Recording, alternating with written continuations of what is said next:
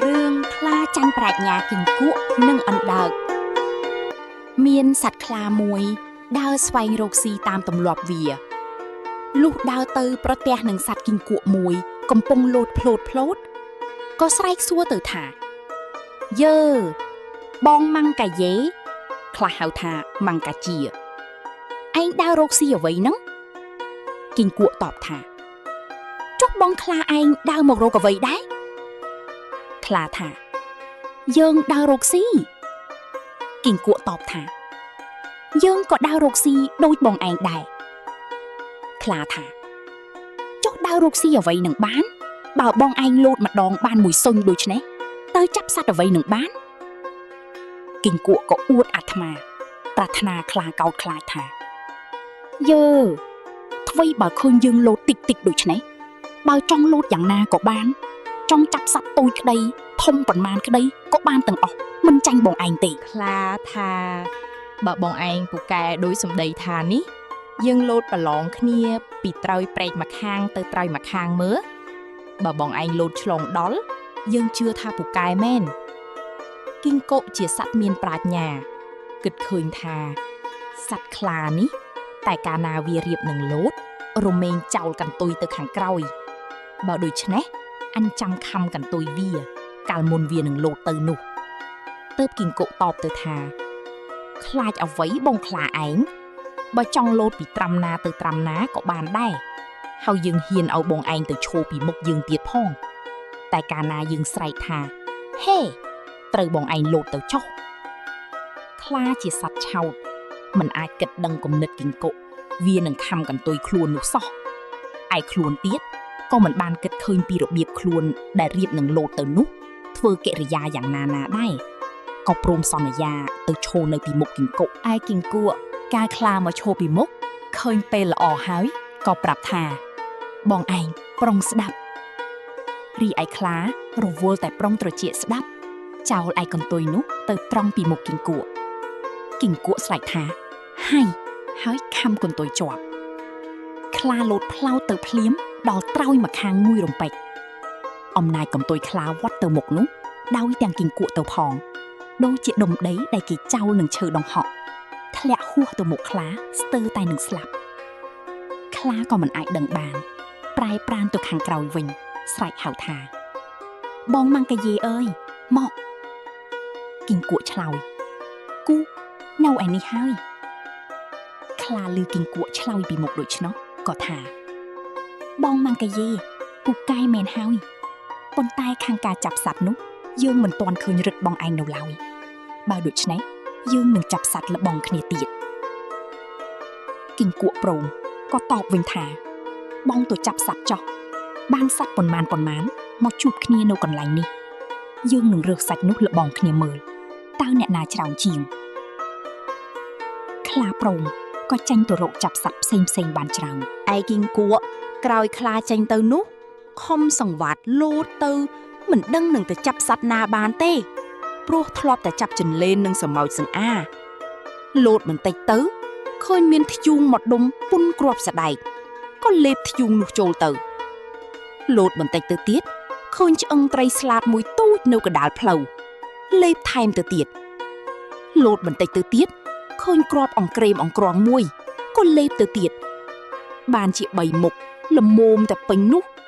រួចក៏ត្រឡប់វិលមកចាំងខ្លាខាងទីដដែលវិញឯខ្លា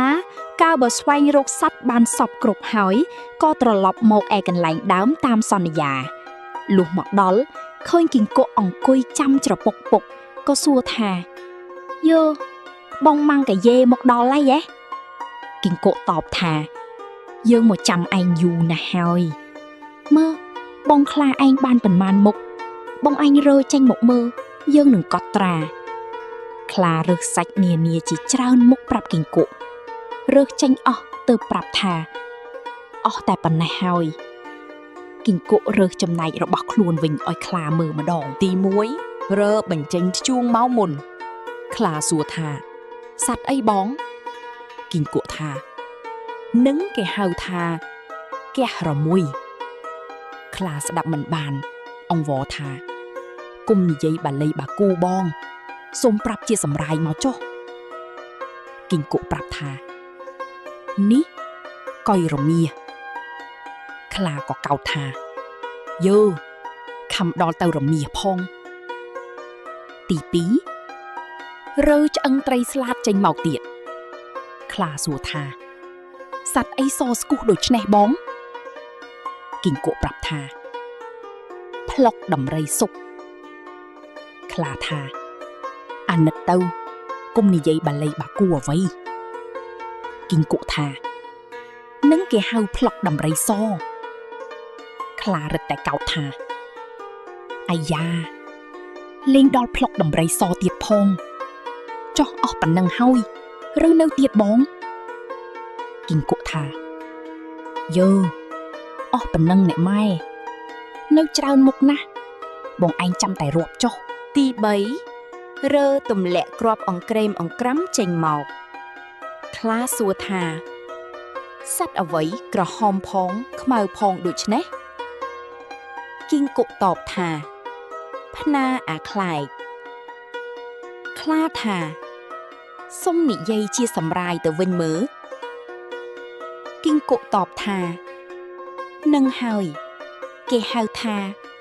ភ្នែកអាខ្លាឯងខ្លាឮថាភ្នែករបស់ខ្លួនក៏ស្ទុះរត់ភ្លាមមិនហ៊ាននៅគីងគក់ស្រែកថាឈប់សិនឯងទៅណាចាំអញយកភ្នែកឯងស៊ីសិនខ្លារត់ភ័យខ្លាំងឡើងទៀតចេះតែរត់ទៅគីងគក់ខំដេញតាមពីក្រោយលុះឆ្ងាយបន្តិចទៅស្រាប់តែប្រទះនឹងអណ្ដើកសួរថា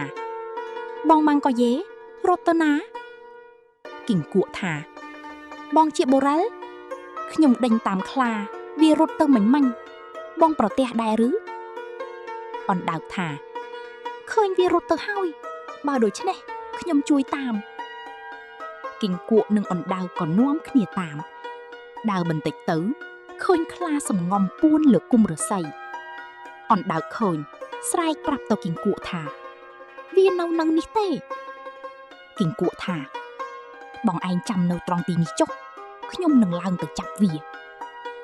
គីងគក់ខំឡើងតាមវល់នឹងមេឃឈើទៅបានពាក់កណ្ដាលគុម្ពឫស្សី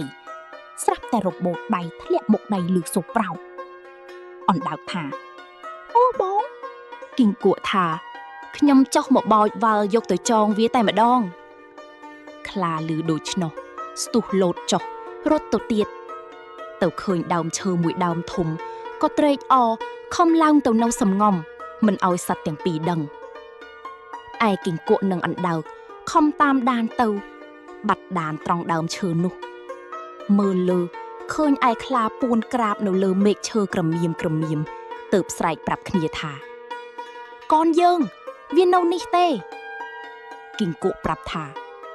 បងជាបូរ៉ាល់ឯងចាំនៅគល់នេះចុះខ្ញុំនឹងឡើងទៅចាប់វាឯលើគីងគក់ខំប្រវេប្រវាឡើងទៅជិតប្រកៀបមេឃឈើស្រាប់តែសម្បកឈើរបេះធ្លាក់ចុះមកដោយទាំងខ្លួនវាមកដល់ដីអណ្ដើកឃើញសួរថាម្ដេចដូច្នេះគីងគក់ថាយើងគិតរលំឈើនេះវិញឲ្យដួលមកនឹងចាប់អណ្ដើកបូលទង្គិចគោលឈើនោះលឺសូរពករួចគីងគក់ធ្វើបញ្ចេញសំឡេងលឺតែក្រូតហើយស្រែកបន្តទៀតថាហើរលំឈើហើយខ្លាលឺថាវារលំទទួលក្រឡេកមើលទៅលើឃើញពពកក្រសាត់លឿនស្លៅស្មានថារលំមែនក៏ស្ទុះរត់ចុះទៅទៀតសត្វទាំងពីរចេះតែដេញតាមទៅឯខ្លារត់កាន់តែឆ្ងាយបានប្រទះនឹងតាចាស់ម្នាក់ធ្វើជាងដែកខ្លាចូលទៅសំពះតាចាស់នោះថាសូមឲ្យជួយយកអាយុខ្ញុំផងត្បិតគីងគក់និងអណ្ដើកវាដេញចាប់ខ្ញុំនឹងប្រហារជីវិតតាចាស់តបទៅនឹងខ្លាថានៅចុះសឹមអញជួយឯងឲ្យរួចពីស្លាប់កុំឲ្យអាគីងគក់អណ្ដើកធ្វើអ្វីបានយូរបន្តិចឃើញអណ្ដើកទៅដល់មុនខ្លាប្រាប់តាចាស់ថាអ៊ុញណោះមកទៀតហើយតាចាស់ថាមិនអីទេបើខ្លាចណាស់ត្រូវខំសពខ្លាំងទៅ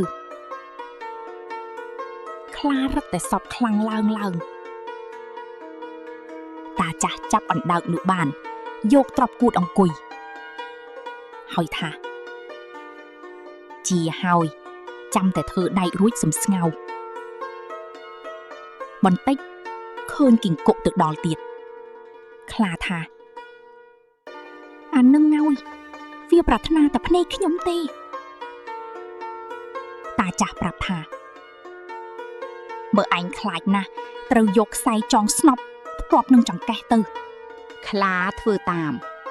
ឯតាចាស់នោះគាត់ស្លៀកខោជើងធំធំពេកអង្គុយលើអណ្ដើកកំពុងតែពឺតរស់កុសកំបិតភ្លេចគិតឯប្រដាប់របស់ខ្លួនខាងក្រោមធ្លាក់ស្តោកនៅកណ្ដាលវាលគីង្គក់ក្រឡេកឃើញប្រាប់ទៅអណ្ដើកថាបងជាបុរលឯងមើលខាងក្រោមអណ្ដើកក្រឡេកទៅឃើញប្រដាប់តាចាស់នោះទាំងអស់ក៏មានចិត្តអព្រួចហើយអើតក្បាលចូលទៅក្នុងជើងខោខំក្រឹបដោយចង្កូមដាច់ត្រឹមគល់ទៅទាំងអស់តាចាស់ដួលបាសជើងជ្រោមគីង្គក់ស្រែកថាទៅកូនយើងដួលមួយហើយខ្លាឃើញតាចាស់ដួលក៏ស្ទុះរត់ទៅដោយទាំងស្នប់នោះទៅផងគីង្គក់ដេញតាមទៅដល់ជិតមាត់ស្ទឹងមួយមានទឹកជ្រៅគីង្គក់ស្រែកឲ្យអណ្ដើកថាបងប្រយ័ត្នខំស្ទាក់កុំឲ្យវាលោតទឹកក្រែងបាត់ដានខ្លាលឺក៏លោតទៅក្នុងទឹកចូលក្នុងស្នប់ទឹកហូរខ្លាំងក៏នាំខ្លាលិចស្លាប់ទៅរឿងមនុស្ស4នាក់កាលពីព្រេងនាយមានបុរសឆោត4នាក់ព្រមព្រៀងគ្នាដើររៀនក្តីលុះដើរបន្តិចទៅចាប់បានអណ្ដើក5បុរសទាំង4នាក់នោះក៏យកអណ្ដើកនោះមកចែកគ្នាដល់ចែកទៅចែកមកនៅសល់អណ្ដើក1មនុស្សទាំងអស់នោះមិនសុខចិត្តតែរៀងខ្លួនក៏ចែកគ្នាម្ដងទៀតចែកទៅចែកមកសល់អណ្ដើក1ដដែលមិនដឹងគិតធ្វើដូចម្ដេចបុរសទាំង4នាក់នោះទាល់គំនិតក៏អង្គុយមើលមុខគ្នាធ្វើភ្នែកលេងឡង់ក្នុងវេលានោះមានបុរសម្នាក់ទៀតដើរទៅកាន់ទីនោះប្រទះនឹងមនុស្សទាំង4នាក់នោះក៏ឈរមើលគេចែកអណ្ដើកគ្នាហើយបុរសម្នាក់នោះឃើញឆោតដូច្នោះក៏សើច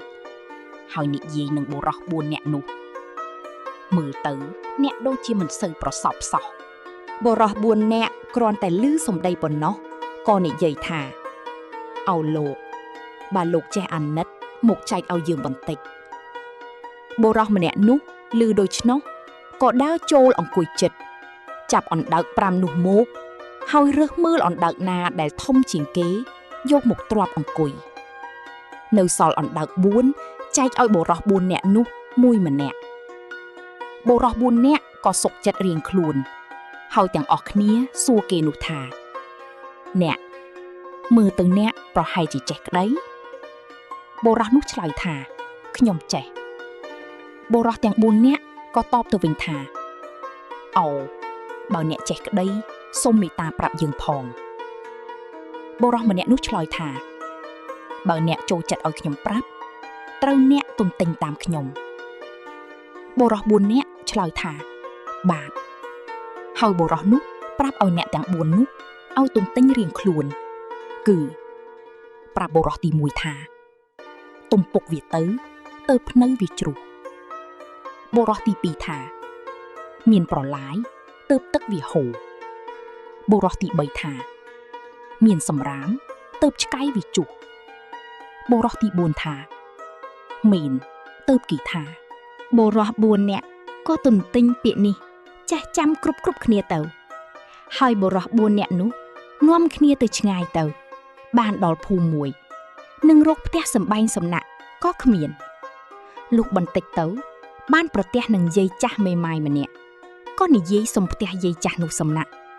គាត់ក៏ព្រមឲ្យហើយបុរសនោះនាំគ្នាទាំង4នាក់សំណាក់នៅផ្ទះយាយនោះទៅយប់នោះអ្នកទាំង4ក៏នាំគ្នាទន្ទិញពាក្យក្តីដែលបុរសម្នាក់នោះប្រាប់ទន្ទិញមិនឈប់ឈរទាល់តែភ្លឺយាយចាស់ខឹងណាស់ព្រឹកឡើងគាត់ទៅប្តឹងមេស្រុកយប់មិញនោះមានបុរស4នាក់មកសុំផ្ទះខ្ញុំសំណាក់បុរសទាំង4នាក់ចេះតែនិយាយទន្ទិញទាល់តែភ្លឺតែមិនដឹងពាក្យថាដូចម្ដេចស្ដាប់មិនបានសោះខ្ញុំខានដេកវល់ព្រឹកហេតុនេះខ្ញុំមកប្តឹងលោកសូមលោកហៅមនុស្សទាំង4នាក់នោះ មកជំនុំចម្រាស់ឲ្យខ្ញុំមេស្រុកបានស្ដាប់ក៏ឲ្យបំរើទៅហៅបុរសទាំង4នាក់នោះមកហើយសួរថាហេតុដូចម្ដេចបានជាឯងទន្ទិញអ្វីទាល់តែភ្លឺរោគតែយាយចាស់គាត់ដេកពួនមិនបានចុះដែលឯងទន្ទិញនោះតើទន្ទិញពាក្យអ្វីបុរសទាំង4នាក់នោះឆ្លើយថាខ្ញុំទន្ទិញពាក្យក្តីមេស្រុកបង្គាប់ទៅទៀតថាចូលឯងរាល់គ្នាសូត្រពាក្យនោះម្ដងម្នាក់ទៅមើលអញនឹងស្ដាប់បុរសទី1ថាទំពុកវាពៅទើបភ្នៅវាជ្រុះបុរសទី2ថាមានប្រឡាយទើបទឹកវាហូរបុរសទី3ថាមានសម្រាមទើបឆ្កែវាជុះបុរសទី4ថាមេនទើបគេថាស្ដាប់ពាក្យនោះហើយមេស្រុកក៏កាត់សេចក្តីថាឯងទាំង4នាក់ត្រូវនៅជាខ្ញុំបម្រើយាយចាស់នេះបុរសអស់នោះក៏ទៅនៅធ្វើជាខ្ញុំបម្រើយាយនោះទៅយាយនោះគាត់ប្រើឲ្យធ្វើការសពសារពើតែរាល់ថ្ងៃលុះនៅនឹងយាយនោះបាន2-3ខែទៅយាយគាត់ប្រើបុរសទាំង4នាក់នោះឲ្យទៅកាប់ឈើធ្វើទូកអ្នកទាំង4នាក់ក៏នាំគ្នាចូលទៅដល់ព្រៃធំហើយដើររកឈើណាមានប្រហោងទៅកាប់លុះចូលទៅដល់ក្នុងព្រៃជ្រៅបានប្រទះឈើធំមួយដើមមានប្រហោងបុរសទាំង4និយាយគ្នាថាយើងបានប្រទះឈើប្រហោងហើយយើងត្រូវនាំគ្នាកាប់ឈើនេះបុរសទាំង4នាក់មូលមាត់គ្នាក៏កាប់រលំឈើប្រហោងនោះលុះឈើចិត្តរលំបុរសទាំង4នាក់ស្រែកថាកូនយើងចិត្តរលំហើយអាណាម្នាក់រត់ទៅចាំទ្រកុំអុយបែកឈើយើងក្រែងធ្វើទូកមិនកើតបុរសម្នាក់ក៏ស្ទុះទៅចាំទ្រដល់ឈើនោះបាក់មកសង្កត់ស្លាប់ធ្វើមាត់ស្ញែងបុរស3នាក់ឃើញដូច្នោះក៏នាំគ្នាសើចថាយូអានេះខ្លាំងណាស់វើយឈើទំហំប៉ុណ្ណឹងកោតតែវាទ្រាំបានហើយវាសើចថែមទៀតបុរស3នាក់នាំគ្នាមើលបុរសម្នាក់ដែលស្លាប់ដល់យូរពេកក៏ស្រែកហៅថាយីមកឆាប់ឡើងនឹងអាល់ទៅឃ្លានបាយណាស់លុះឃើញនៅស្ងៀមក៏នាំគ្នាដើរចូលទៅមើលកាលដឹងថាបុរសនោះស្លាប់បុរស3នាក់ភ័យណាស់និយាយគ្នាថាយើងនៅមិនបានទេតែយើងខំនៅមុខជាគេប្តឹងថាយើងវាយសម្លាប់អានេះបើដូច្នេះត្រូវយើងនាំគ្នារត់ថាហើយក៏ព្រមព្រៀងគ្នារត់ទៅដល់ពេលយប់វង្វេងផ្លូវមិនដឹងរត់ទៅឯណាក៏ស្រាប់តែវិលវល់ទៅត្រង់កំពង់ផ្ទះយាយហើយនាំគ្នាលួចទូកយាយនោះទៅត្រើយមកខាងបុរសទាំង3នាក់នាំគ្នាចុះទូកម្នាក់នៅខាងកន្សៃបែរមុខទៅខាងកន្សៃម្នាក់នៅខាងក្បាលក៏បែរមុខទៅខាងក្បាលម្នាក់ទៀតអង្គុយកណ្ដាលបាចទឹកទូកតែមិនបានស្រាយខ្សែចំណងទូកនោះចេញចេះតែនាំគ្នាមួយយប់ទាល់ភ្លឺនៅតែដដែលលុះភ្លឺស្រាងឡើងយាយចាស់ចុះដងទឹកប្រទះបុរស3នាក់ហើយស្រែកថាយឺអានេះរត់ទៅណាបុរស3នាក់ក្រឡេកឃើញយាយចាស់ជាចៅហ្វាយខ្លួនក៏ទាល់ប្រាជ្ញាមិនដឹងបើរត់ទៅណាក៏ទៅនៅបំរើយាយចាស់វិញដដែលទៅចេះរបេះក្បាច់រឿងបុរសជីកក្តាមនិទានមួយថាមានបុរសប្តីប្រពន្ធមានកូនប្រុសមួយកូននោះអាយុបាន12ឆ្នាំមាតាស្លាប់ទៅនៅតែឪពុកពោះម៉ាយឪពុកក៏ធ្វើរបរលក់ដូរតែ2នាក់នឹងកូនលក់មិនដាច់រឹតតែក្រទៅក្រោយមកឪពុកអនិច្ចកម្មទៅទៀតនៅតែកូនម្នាក់ឯងរក្សាផ្ទះសម្បែងឪពុកស្លាប់ទៅបាន5ថ្ងៃក៏មកបញ្យល់សពថាកូនឯងក្រលំបាកណាស់យើងជាឪពុកគ្មានរបស់អ្វីនឹងឲ្យទេដូច្នេះឲ្យកូនទៅជីកក្តាមនៅក្រោមខ្ទមអ្នកតានាទិសឦសានផ្ទះយើងយកទៅលក់ចិញ្ចឹមជីវិតរៀងរាល់ថ្ងៃចុះវេលាព្រឹកថ្ងៃរះឡើងកាលណាឲ្យកូនទៅជីកយករាល់ថ្ងៃកុំខានលុះភ្លឺច្បាស់កូននោះភ្ញាក់ឡើងចាំជាក់នៅនិមិត្តសពគ្រប់ក៏ចាប់យកចបដើរតម្រង់ទៅខ្ទមអ្នកតាជីកទៅឃើញក្តាមមួយប្រកបមែនរួចយកក្តាមនោះទៅលក់ឲ្យអ្នកផ្សារ ក៏ទិញយកបុរសនោះបានប្រាក់ហើយត្រឡប់មកវិញថ្ងៃក្រោយវេលាព្រឹកបុរសទៅជីកក្តាមនៅកន្លែងដដែលនោះបានក្តាមមួយយកទៅលក់ឲ្យអ្នកផ្សារគេក៏ទិញយកទៅទៀតបុរសនោះត្រឡប់មកផ្ទះវិញនៅទីនោះមានមហាសេដ្ឋីម្នាក់មានកូនស្រីក្រមុំច្រើនកូនស្រីបងទាំងប៉ុន្មានមហាសេដ្ឋីរៀបឲ្យមានប្តីអស់នៅតែកូនស្រីពៅម្នាក់ឈ្មោះនាងពៅប្រកែកមិនព្រមយកប្តីសូម្បីមហាសេដ្ឋីជាឪពុកម្ដាយបង្ខំឲ្យមានប្តីម្ដេចម្ដាក៏នាងមិនព្រមរីឯបុរសនោះលុះថ្ងៃក្រោយទៅជីកក្តាមនៅទីកន្លែងដដែលបានមួយទៀតហើយកាន់យកទៅលក់នាងពៅកូនក្រមុំមហាសេដ្ឋីបានឃើញក៏ហៅមកសួរថាអ្នកកំឡោះយកក្តាមទៅណាបុរសនោះជម្រាបថាខ្ញុំយកទៅលក់នាងពៅក៏ទិញយកហើយនាងប្រាប់ថាពីថ្ងៃនេះទៅបើអ្នកបានក្តាមកុំលក់ឲ្យអ្នកណាត្រូវអ្នកយកមកលក់ឲ្យខ្ញុំរាល់ថ្ងៃកុំខានដែលទៅជាយ៉ាងនេះដោយនាងនោះមានចិត្តប្រតិព័ទ្ធនឹងបុរសនោះណាស់តែអ្នកនោះមិនដឹងខ្លួនទេបុរសនោះបានប្រាក់ហើយត្រឡប់មកផ្ទះវិញថ្ងៃក្រោយបុរសនោះទៅជីកក្តាមនៅទីកន្លែងដដែលបានទៀតរួចយកមកលក់ឲ្យតែនាងពៅនោះរាល់ថ្ងៃនាងពៅក៏ចេះតែទទួលទិញយកក្តាមមិនដែលខានហើយមានចិត្តរឹតតែស្រឡាញ់បុរសនោះខ្លាំងឡើងក៏ធ្វើឫកពីកិរិយាឲ្យបុរសនោះដឹងបុរសនោះដឹងជាក់ថានាងនោះស្រឡាញ់ខ្លួនប្រាកដតែដោយពិចារណាថាសពថ្ងៃនេះខ្លួនជាអ្នកក្រីក្រលំបាកណាស់ហើយកំព្រាផងក៏មិនហ៊ាននិយាយថាម្ដេចឡើយចំណែកបងស្រីប៉ុន្មានអ្នកបានឃើញនាងពៅជាប្អូនធ្វើឫកពីកិរិយាស្រឡាញ់បុរសលក់ក្តាមនោះពន់ពេកក៏នាំគ្នាទៅជម្រាបមហាសេដ្ឋីជាមាតាបិតានាងពៅជាប្អូនធ្វើឫកពីស្រឡាញ់បុរសជីកក្តាមនោះក្រៃពេកបុរសនោះបានក្តាមយកមកលក់ឲ្យតែនាងពៅឯនាងពៅចេះតែទទួលទិញរាល់តែថ្ងៃរួចធ្វើឫកពីកិរិយាស្រឡាញ់បុរសនោះណាស់ទោះបីខ្ញុំទាំងអស់គ្នានិយាយទូនមានដូចម្ដេចក៏មិនស្ដាប់មិនតាមរឹតតែធ្វើខ្លាំងសេដ្ឋីជាបិតាមាតាឮដូច្នោះខឹងច្រឡោតឲ្យហៅនាងពៅមកជេរបន្ទោសថ្មាស់តិះដៀលថាហុងនេះជាមនុស្សរឹងត្អឹងទទឹងនឹងចិត្តមាតាបិតាអញឲ្យមានប្តីទៅមនុស្សមានទ្រព្យសម្បត្តិហុងឯងប្រកែកមិនព្រមយកឥឡូវហុងស្រឡាញ់អាមនុស្សកំសត់លក់តែក្តាមវិញហុងឯងនេះអាក្រក់ណាស់ចុះចេញពីផ្ទះអញឲ្យឆាប់ទៅយកអាកំសត់លក់ក្តាមនោះចុះចាប់ពីថ្ងៃនេះទៅហុងឯងកុំមកឡើងផ្ទះអញសូម្បីតែក្នុងភូមិក៏ចូលមិនបានអញកាត់ចោលហើយចំណែកមាតាកាត់ចិត្តមិនដាច់ពីកូនពៅក៏លបវិចរបស់ស្រាលដែលមានតម្លៃឲ្យនាងពៅជាកូននាងពៅក៏សំពះលាមាតាយកបង្វិចដែលមាតាឲ្យនោះចុះចេញពីផ្ទះសម្ដៅទៅផ្ទះបុរសលក់ក្តាមនិយាយពីរឿងដែលបិតាខឹងបណ្ដេញសពគ្រប់ប្រាប់បុរសនោះបានស្ដាប់ហើយឆ្លើយតបថាសពថ្ងៃខ្លួនខ្ញុំនេះក្រីក្រជាទីបំផុតហើយកំព្រាតែម្នាក់ឯងផងនាងត្រឡប់ទៅវិញចុះខ្ញុំមិនហ៊ានទទួលយកនាងទេខ្ញុំខ្លាចមហាសេដ្ឋីជាបិតានាងចាប់ទោសយកខ្ញុំទៅសម្លាប់នាងពៅតបថាខ្ញុំមិនទៅវិញទេសួរស្លាប់នឹងអ្នកហើយបុរសនោះសួរថា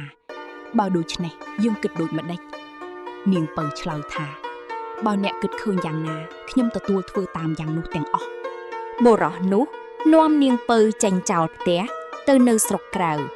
ហើយធ្វើផ្ទះមួយខ្នងសម្រាប់លុះព្រឹកឡើងមកជីកក្តាមនៅទីដដែលយកទៅលក់ដូចថ្ងៃមុនទៀតបានប្រាក់ហើយទិញវត្ថុផ្សេងផ្ញើប្រពន្ធហើយប្រព្រឹត្តយ៉ាងនេះជាច្រើនថ្ងៃហេតុតែជាស្រីគ្រប់លក្ខនាងពៅនោះក៏ប្រណិបបាត់ប្តីមិនឲ្យទាស់ចិត្តវេលាយកចូលដំណេកនាងពៅនិយាយនឹងប្តីថាខ្ញុំសុំចិត្តប្តីតាំងពីថ្ងៃនេះតទៅសូមអ្នកកុំទៅជីកក្តាមទៀតឡើយព្រោះប្រាក់កាសយើងមានច្រើនហើយបើអ្នកចង់ទិញរបស់អ្វីក៏ទិញតាមចិត្តអ្នកចុះប្តីមិនព្រមតាមលុះព្រឹកឡើងប្តីកាន់ចបទៅជីកក្តាមទៀតប្រពន្ធឃើញដូច្នោះ ក៏លបដើរតាមទៅមើលដល់ទីកន្លែងឲ្យឃើញច្បាស់មិនឲ្យដឹងលុះឃើញច្បាស់ហើយក៏ត្រឡប់មកផ្ទះវិញចំណែកប្តីជីកបានក្តាមហើយយកទៅលក់រួចទិញម្ហូបចំណីផ្ញើប្រពន្ធថ្ងៃក្រោយប្តីទៅកាប់អ៊ុសក្នុងព្រៃឆ្ងាយនាងពៅបានឃើញប្តីទៅរកអ៊ុសក៏កាន់ចបទៅជីករំលើងនៅទីកន្លែងដែលប្តីជីកក្តាមនោះអស់រួចត្រឡប់មកផ្ទះដាំបាយធ្វើម្ហូបចំណីទុកឲ្យប្តីបរិភោគថ្ងៃល្ងាចត្រជាក់ប្តីមកពីព្រៃក៏បរិភោគបាយជាមួយគ្នាលុះព្រឹកឡើងប្តីកាន់ចបទៅជីកក្តាមទៀតឃើញទីកន្លែងដីនោះធ្លុះធ្លាយរលើងរលុះខ្ចាត់ខ្ចាយអស់ហើយបានឃើញសម្បកក្តាមមួយធំប្លែកស្ងួតស្អាតដូចជាហាលថ្ងៃយូរហើយអ្នកនោះក៏កាន់សម្បកក្តាមយកមកទុកក្រោមផ្ទះមិនបានប្រាប់ភរិយាឲ្យដឹងទេភរិយាក៏សួរប្តីថាដូចម្ដេចឡើយដល់វេលាយប់ចូលដំណេកនាងពៅកាន់ប្រាក់របូតពីដៃជ្រុះមួយណែនទៅក្រោមផ្ទះធ្លាក់ទៅលើសម្បកក្តាមនោះនាងមិនហ៊ានប្រាប់ឲ្យប្តីដឹងដោយគិតថាចាំព្រឹកភ្លឺច្បាស់ឡើងសុំចុះទៅយកប្រាក់មកទុកវិញលុះព្រឹកឡើងនាងចុះពីផ្ទះទៅយកប្រាក់មួយណែនដែលធ្លាក់នោះ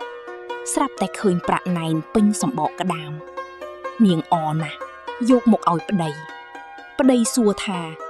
នាងបានប្រាក់ពីណាច្រើនម្ល៉េះនាងពៅជម្រាបប្តីថាកាលពីយប់មិញខ្ញុំកាន់ប្រាក់ដើម្បីយកទៅទុកខាងក្នុងក៏របូតមួយណែនពីដៃធ្លាក់ទៅក្រោមផ្ទះខ្ញុំពុំបានចុះទៅយកពីព្រោះគិតឃើញថាផ្ទះនៅឆ្ងាយពីគេគ្មាននរណាដឹងឬឃើញចាំព្រឹកភ្លឺច្បាស់សឹមចុះទៅយកមកទុកខ្ញុំចុះទៅយកស្រាប់តែឃើញប្រាក់ណែនពេញសម្បកក្តាមខ្ញុំក៏យកមកជូនអ្នកប្តីមានអំណរពុនប្រមាណហើយនិយាយប្រាប់ប្រពន្ធថាពីថ្ងៃនេះតទៅបងឈប់ជីកក្តាមហើយប្រពន្ធអរណាស់រាល់តែវេលាយប់អ្នកទាំងពីរអ្នកប្តីប្រពន្ធនាំគ្នាទម្លាក់ប្រាក់ទៅចំសម្បកក្តាមធំព្រឹកឡើងចុះទៅមើលឃើញប្រាក់ពេញសម្បកក្តាមនោះក៏យកមកទុករៀងរាល់ថ្ងៃទើបទម្លាក់ប្រាក់រៀលព្រឹកឡើងឃើញប្រាក់រៀលទើបទម្លាក់ប្រាក់ណែនព្រឹកឡើងឃើញប្រាក់ណែនទើបទម្លាក់គ្រឿងមាសពេជ្រព្រឹកឡើងឃើញគ្រឿងមាសពេជ្រពេញសម្បកក្តាមអ្នកទាំងពីរប្រព្រឹត្តយ៉ាងនេះចំនួន1ឆ្នាំមានប្រាក់មាសនិងគ្រឿងប្រដាប់ប្រើប្រាស់ច្រើនណាស់រាប់មិនអស់ទៅប្រឹក្សាគ្នាថាយើងមានប្រាក់មាសនិងគ្រឿងប្រដាប់ច្រើនម្ល៉េះតើយើងបានអ្វីនឹងទុករបស់ទាំងអស់នេះក្រោយពីនោះមកទាំងពីរអ្នកប្តីប្រពន្ធនាំគ្នាទៅសួរមហាសេដ្ឋីជាមាតាបិតាទៅដល់បងស្រីទាំងអស់បានឃើញជេរថាមេចៅចង្រៃឯងនាំប្តីកំសត់លក់តែក្តាមមករកអ្វីហងឯងបានលឺឬទេលោកឪពុកបណ្ដេញកាត់កាល់ចោលហើយសូម្បីតែក្នុងភូមិក៏លោកហាមមិនឲ្យចូលដែរមេចង្រៃឯងចេញពីភូមិឲ្យឆាប់នាងពៅឆ្លើយថាបងទាំងអស់កុំមើលងាយខ្ញុំមកនេះដើម្បីសួរមាតាបិតាព្រោះលោកមានគុណលើខ្ញុំមិនមកសុំទ្រព្យសម្បត្តិលោកទេសម្បត្តិបងឯងទាំងអស់ក៏ខ្ញុំមិនសុំដែរខ្ញុំមើលទៅទ្រព្យសម្បត្តិបងទាំងអស់មានប៉ុណ្ណោះខ្ញុំមិនកោតមិនព្រឺឡើយសូម្បីតែរោមជើងខ្ញុំក៏វាមិនព្រឺផងបងទាំងអស់ខឹងណាស់ជេរប្រតិចថាហងឯងនេះអួតណាស់អញមិនជឿទេនាងពៅថាបើមិនជឿភ្នាល់គ្នាចុះបងទាំងនោះថាភ្នាល់ដូចម្ដេចនាងពៅថាឲ្យបងទាំងអស់រាប់ប្រាក់ខ្ញុំមើលឲ្យអស់ក្នុងមួយថ្ងៃបើរាប់អស់ខ្ញុំបែងចែកឲ្យរាល់គ្នាបើរាប់មិនអស់ខ្ញុំមិនឲ្យទេតែខ្ញុំយល់ថាគុំថាឡើយរាប់មួយថ្ងៃទោះជារាប់2ឬ3ថ្ងៃក៏មិនអស់ដែរបងទាំងនោះឆ្លើយថាអញព្រមទៅរាប់តែហុងគុំកុហកអញវាយហុងសម្លាប់នាងពៅប្រាប់ថាតាមចិត្តបងនាំគ្នាទៅរាប់ប្រាក់នាងពៅរាប់តាំងពីព្រឹកទាល់ល្ងាចក៏មិនអស់នាំគ្នាត្រឡប់មកផ្ទះវិញជម្រាបសេដ្ឋីជាមាតាបិតាថានាងពៅជាប្អូនវាអួតថាខ្លួនវាមានប្រាក់ច្រើន ខ្ញុំទាំងអស់គ្នាមិនជឿហើយវាថាបើមិនជឿឲ្យទៅមើលឯផ្ទះវាចុះខ្ញុំទាំងអស់គ្នាក៏ទៅមើលឃើញវាមានប្រាក់ច្រើនមែនក៏ភ្នាល់នឹងវាថាបើខ្ញុំទាំងអស់គ្នារាប់ប្រាក់វាអស់ក្នុងមួយថ្ងៃវានឹងឲ្យខ្ញុំយកចែកគ្នាចុះបើរាប់មិនអស់វាមិនឲ្យទេទោះខ្ញុំទាំងអស់គ្នាចាប់រាប់តាំងពីព្រឹកទាល់ល្ងាចក៏មិនអស់ប្រាក់វាបានជាត្រឡប់មកជម្រាបមាតាបិតាសូមជ្រាបមហាសេដ្ឋីបានស្ដាប់ក៏ចាត់ក្រុមការឲ្យទៅមើលប្រាក់នាងពៅឲ្យចេះច្បាស់នាងពៅក៏នាំទៅមើលគ្រប់កន្លែងក្រុមការទាំងនោះបានឃើញប្រាក់នាងពៅមានច្រើនប្រកបមែនក៏ត្រឡប់មកជម្រាបមហាសេដ្ឋីតាមដំណើរសពគ្រប់មហាសេដ្ឋីបានជ្រាបមានចិត្តត្រេកអរណាស់ក៏ចាត់បំរើឲ្យទៅហៅនាងពៅនិងកូនប្រសាមកប្រាប់ថាកូនឯងមកនៅជាមួយនឹងមាតាបិតាវិញចុះទើបមហាសេដ្ឋីបង្គាប់ក្រុមការឲ្យកេណ្ឌរទេះក្របីគោជាច្រើនទៅដឹកជញ្ជូនប្រាក់និងទ្រព្យសម្បត្តិនាងពៅយកនកទាំងអស់ដាក់លើផ្ទះពីពេញល្វែងមហាសេដ្ឋីឃើញប្រាក់នាងពៅច្រើនមែនមានអំណរពុនប្រមាណក៏សរសើរថាកូនអញនេះពេញជាមានបុណ្យអំណោះតទៅកូនទាំងពីរនឹងបានធ្វើជាសេដ្ឋីដំណរវង្សពុំខានឯការដែលបិតាខឹងបណ្ដេញកូននោះអ្នកគុំប្រកាន់ខឹងនឹងបិតា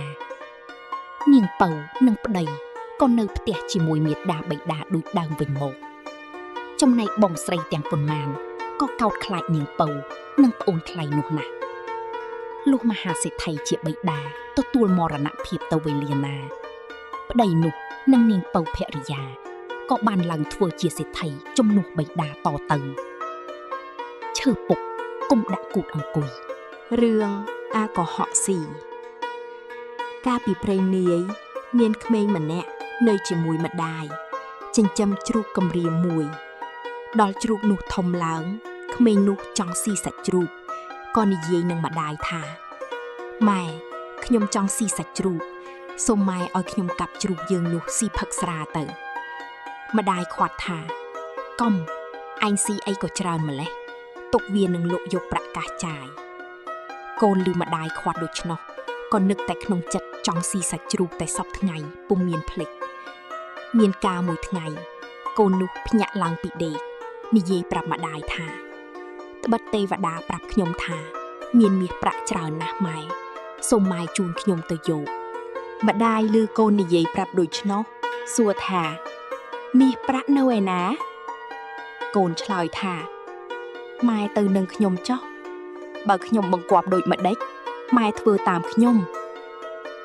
កូនយកកញ្ជើនាំម្ដាយដើរទៅក្នុងព្រៃឆ្ងាយអំពីស្រុកហើយកូនយកកញ្ជើទៅគ្រោកលើដីប្រឹងសង្កត់ហើយស្រែកប្រាប់ម្ដាយថាម៉ែជួយសង្កត់ផងមាសប្រាក់នៅក្នុងដីនេះច្រើនណាស់ម៉ែសង្កត់ឲ្យជាប់ចុះខ្ញុំនឹងទៅរកចបជីកមកជីកយកមាសប្រាក់ម៉ែឯងនៅសង្កត់ឲ្យជាប់កុំលេងបើម៉ែលេងមាសប្រាក់នឹងបាត់អស់ទៅឯម្ដាយឮកូនថាដូច្នោះក៏ខំសង្កត់កញ្ជើនោះឲ្យកូនឯកូននោះក៏រត់ត្រឡប់មកផ្ទះវិញ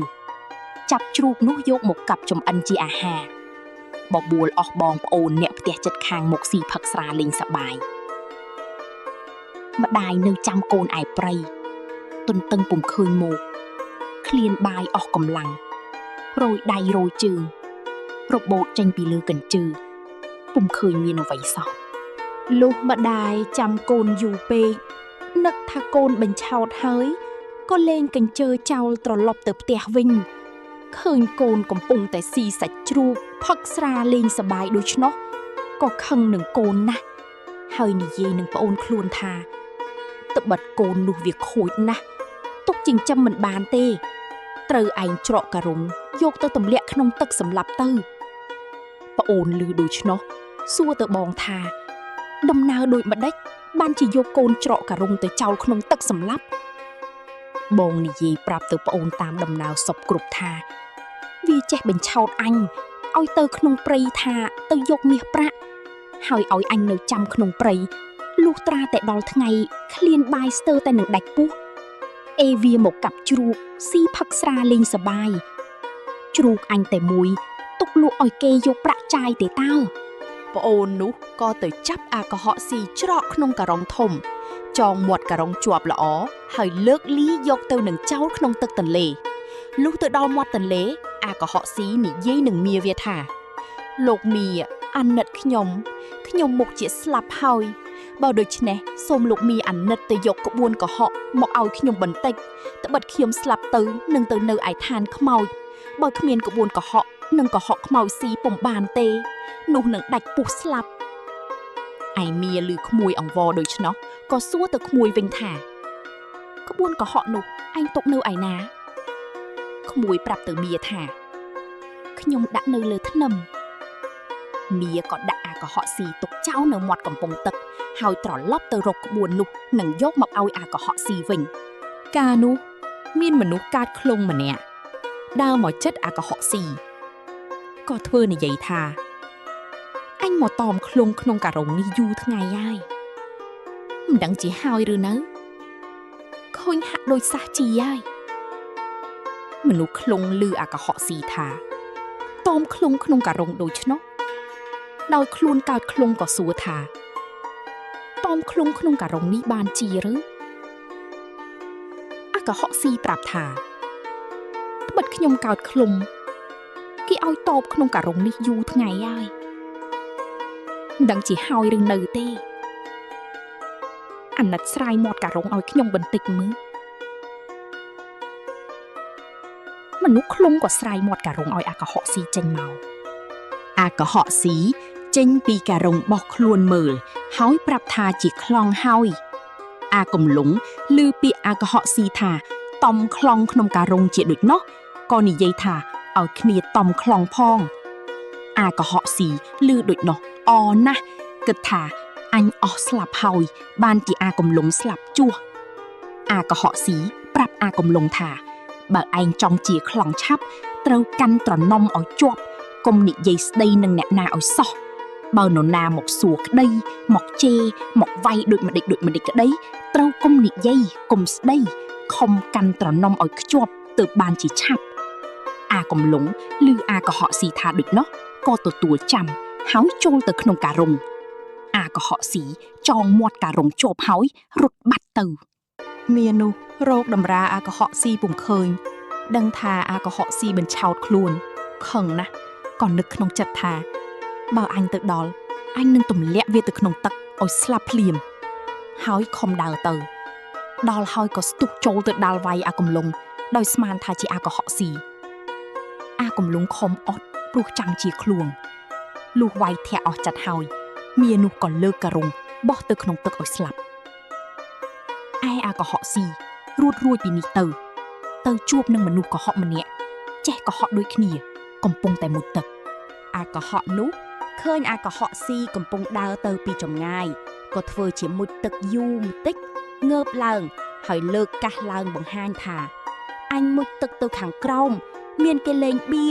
អញលេងឈ្នះបានកាសប្រាក់ច្រើនប៉ុន្តែយកមកមិនរួចយកបានតែមួយតំណោតមកអាកុហកស៊ីឮដូច្នោះក៏ជឿគិតស្មានថាមែនហើយក៏ផ្លាស់សម្ពុតលោតចុះទៅក្នុងទឹកខំមុតទៅទង្គិចក្បាលនឹងគល់ឈើបែកឈាមដឹងខ្លួនថាគេជាមនុស្សកុហកក៏នឹកក្នុងចិត្តឃើញឧបាយកុហកវិញហើយងើបឡើងនិយាយទៅនឹងអាដែលប្រឆោតនោះថាអ្នកអើយខ្ញុំមុជទឹកទៅតាមពាក្យអ្នកឯងអំបាញ់មិញបានឃើញគេលេងបៀប៉ធួកំតាត់ច្រើនណាស់ហើយខ្ញុំលេងឈ្នះគេបានប្រាក់កាសច្រើនខ្ញុំទាពីគេថាឲ្យមកទាយកពីអ្នកឯងនេះតែខ្ញុំមិនព្រមខ្ញុំចង់តែទាគេខឹងនឹងខ្ញុំគេវាយខ្ញុំបែកក្បាលហើយគេថាឲ្យខ្ញុំមកយកពីអ្នកឯងបើអ្នកមិនជឿអ្នកមើលក្បាលខ្ញុំដែលបែកនេះចុះអាកុហកនោះដឹងថាអាកុហកស៊ីមានប្រាជ្ញាចេះកុហកទល់នឹងកុហកមិនចាញ់ខ្លួនក៏ស្រាយកាសចែកឲ្យពាក់កដាលហើយសុំគ្នាធ្វើជាបងប្អូនដើររកស៊ីកុហកគេតាំងពីថ្ងៃនោះទៅបន្លាមុតយកបន្លាចោះ